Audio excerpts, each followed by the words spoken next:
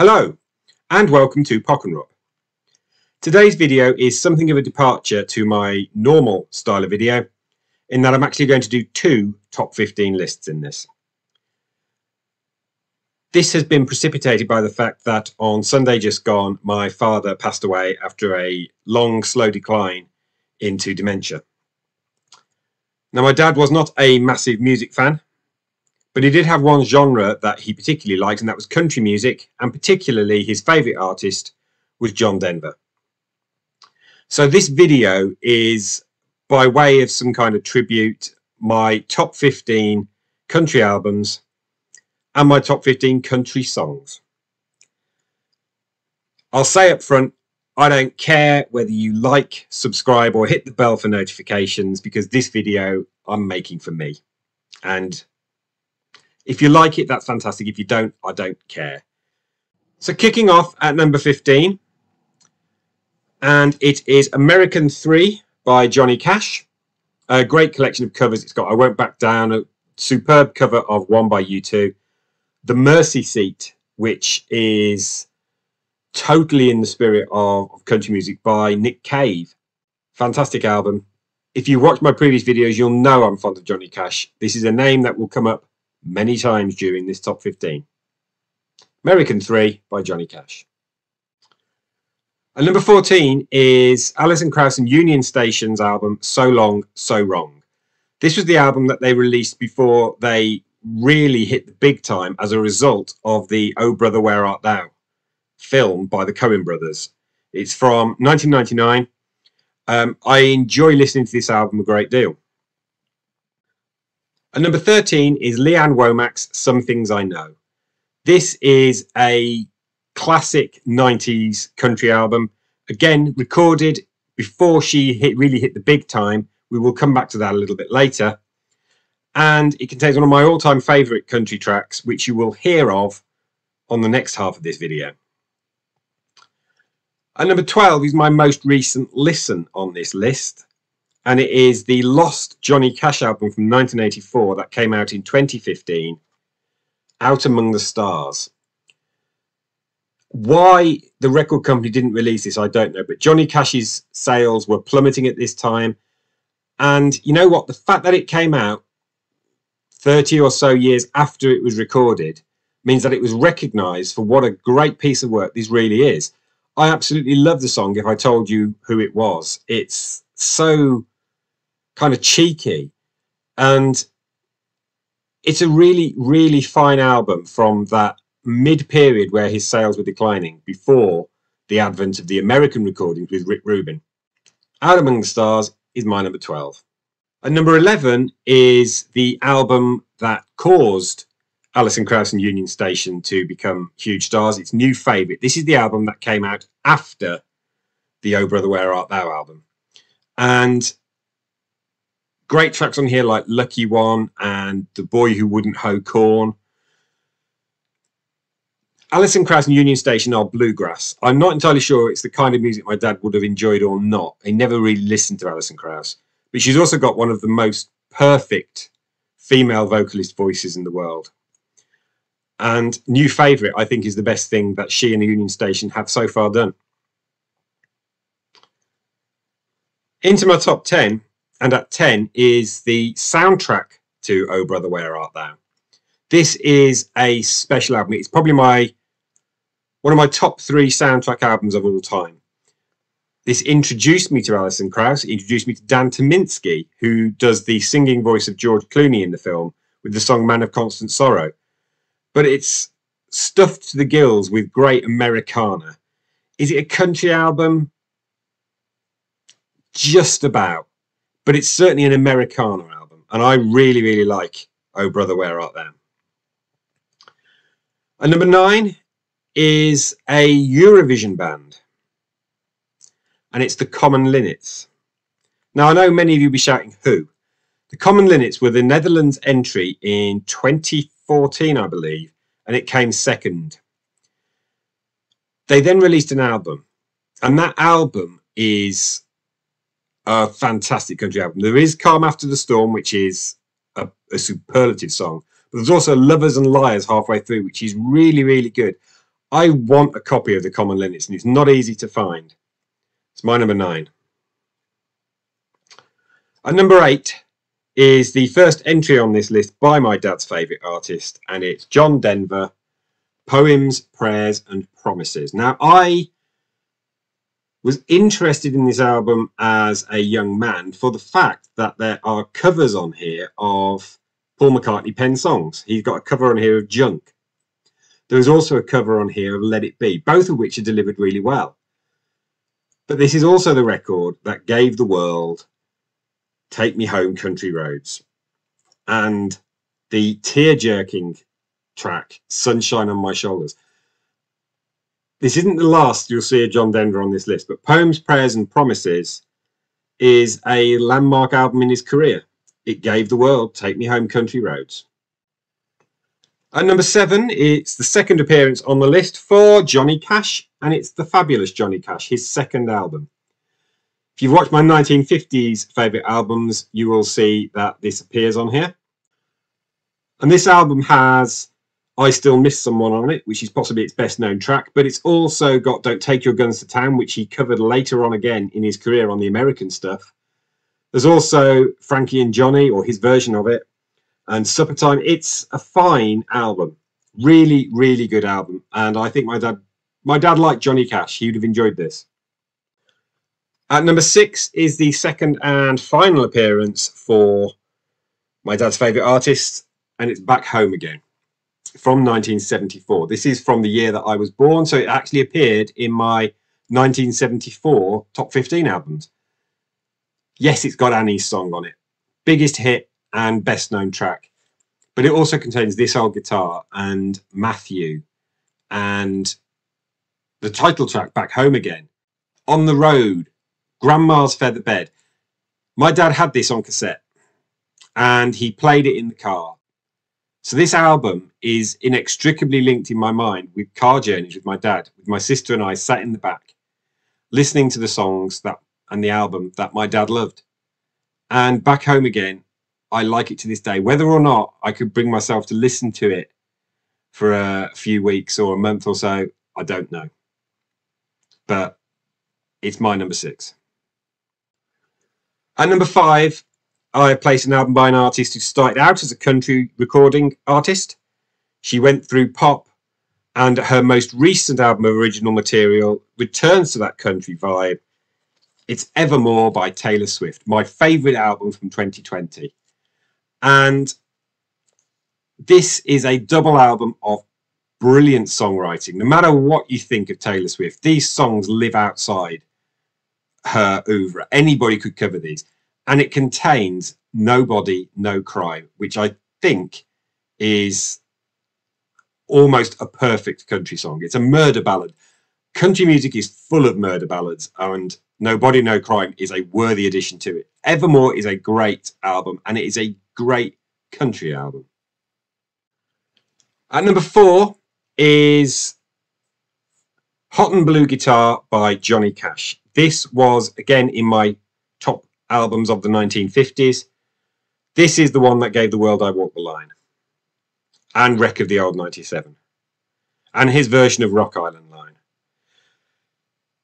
It's a wonderful record. It really is great. And I'm looking out for a copy of it for myself. My number 4, Johnny Cash and his Hot and Blue Guitar. And number 3 is an album that I bought on the strength of its title track when I heard it played by Terry Wogan. And it is Leanne Womack's second entry in this list with I Hope You Dance. When I bought this album, it was more country than I was expecting. And that meant that I didn't take to it as quickly as I might have done. The version of the title track, I Hope You Dance, on here is a little bit more laid back than the version I'd originally heard. So in some ways I was disappointed, but over the years, this album has seriously grown on me.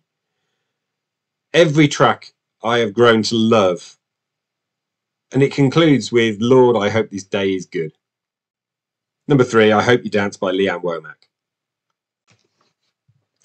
And number 2, I have placed the final entry for Johnny Cash, it's live at San Quentin. This, for me, is the definitive Johnny Cash album. It does mean that I've got I Walk the Line and Folsom Prison Blues and Wreck of the Old 97 on this list more than once, but this is a special live album. I don't go for live albums generally, but this contains A Boy Named Sue, 2 versions of the incendiary song San Quentin.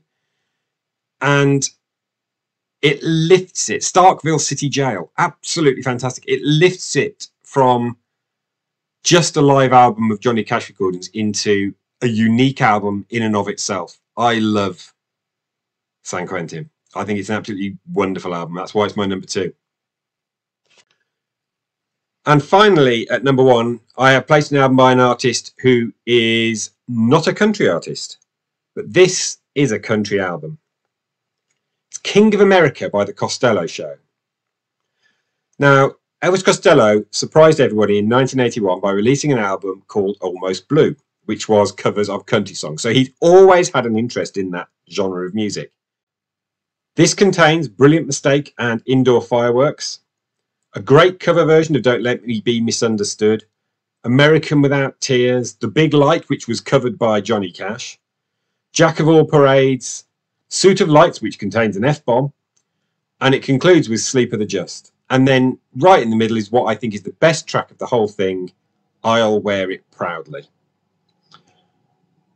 This was described by Q magazine on its re-release in 1995 as a hoedown with brains, and it's my favourite country album. So if you've got this far, well done. I'm now going to do the second top 15, and this is my top 15 country songs. At number 15, Dolly Parton and 9 to 5. Just a banging tune and one that everybody knows. It's been turned into a musical.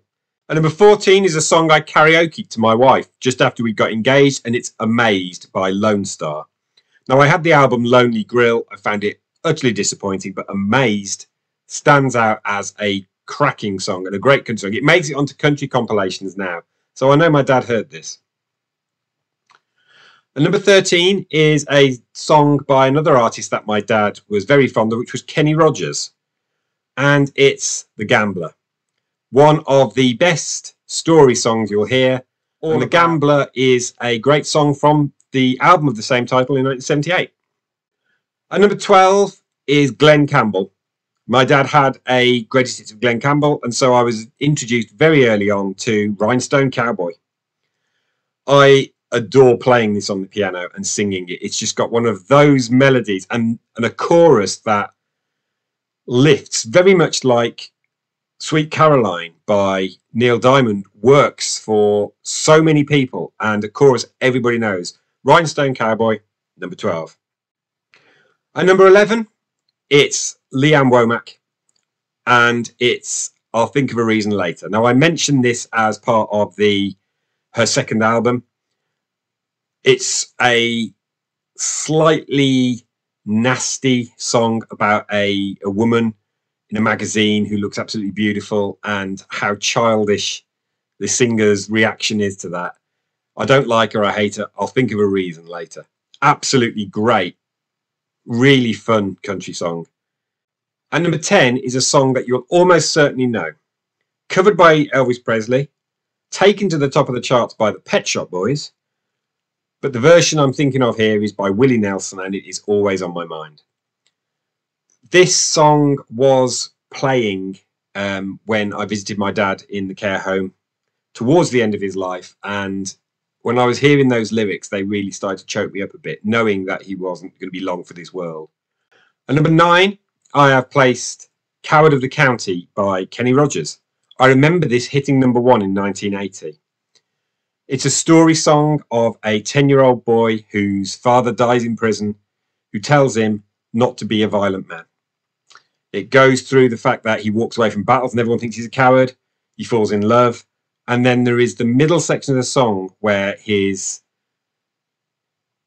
wife, I'm guessing, is sexually attacked by 3 characters. And the conclusion of the song is he beats the living out of them. And It's an absolutely brilliant song. Apparently, when Kenny Rogers used to perform this live, he'd miss out the middle verse. So it went from 10-year-old boy being told not to do what his father had done to the third verse where he's beat into a pulp 3 blokes for what they did. It needs the middle verse to add context, even though it's a difficult song, really, when you think about it, but it's a really good one. Coward of the County by Kenny Rogers. And number 8 is a song I was introduced to because of Oh Brother Where Art Thou, and it is Man of Constant Sorrow, but it needs to be that version by the Soggy Bottom Boys, sung by Dan Tominski. Its purity of just the guitar and the 3-way harmony vocals means that it's an absolutely perfect bluegrass song. Man of Constant Sorrow by the Soggy Bottom Boys is my number 8. And number 7 is an artist that I only know of as a result of Good Year for the Roses, the cover version by Elvis Costello, and also a cover of this song on James Taylor Live. It is She Thinks I Still Care by George Jones. I have gigged this song. I love the fact that the man is in denial about the fact that he does still care. My number 7. And number 6 is Johnny Cash, and it's Ring of Fire.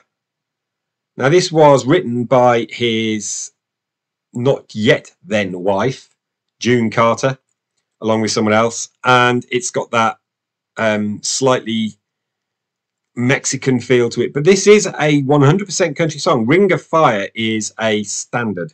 It's an absolute classic song. Johnny Cash's Ring of Fire, number 6. And number 5, I mentioned in my albums list the Common Linnets, and this is the song that it turned me on to them, Calm After the Storm.